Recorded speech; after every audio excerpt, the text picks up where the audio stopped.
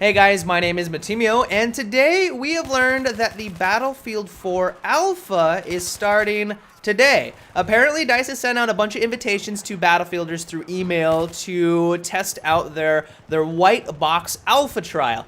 Now, if you're not familiar with what a white box trial is, basically what DICE is trying to do here is to test the stability of their programming, to try to test the stability of their game.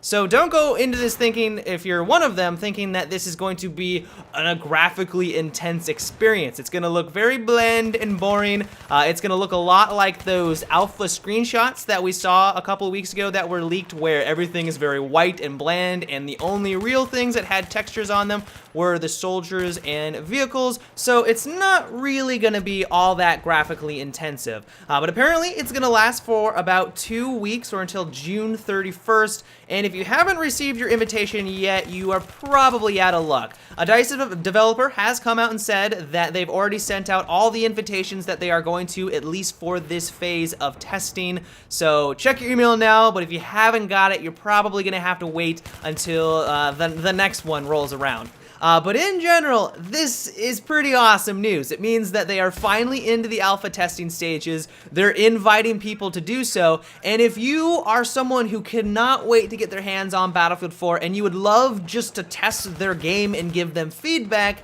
you might finally get the chance to do so here in the near future.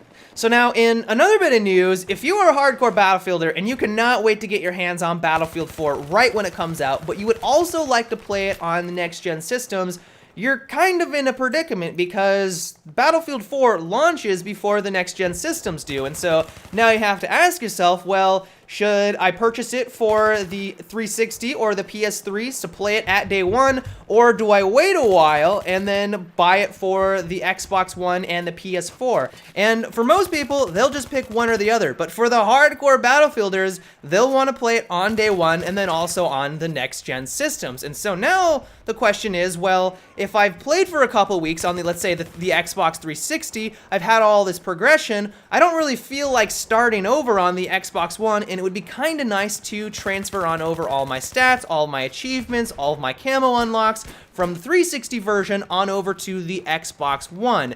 And apparently, DICE is taking this into consideration, and they're thinking about trying to do something along those lines. They're saying it's all up in the air at this point. They don't have anything concrete, and it may not be up to them, but it's cool that they're taking this into consideration, because it does kind of suck that the game is coming out before the next-gen systems, and I know a lot of people want to play it on the next-gen systems, but at the same time, they would like to play it right when it comes out. So it'll be interesting to see what comes of this. But yeah, guys, that is about it for today's short little video. I hope you enjoyed, but I'd love to know what you think about this transfer of statistics and progression from the current gen to the next gen. Is that something that you guys would be interested in? Let me know down below in the comment section. But until tomorrow, guys, have a good one and take it easy.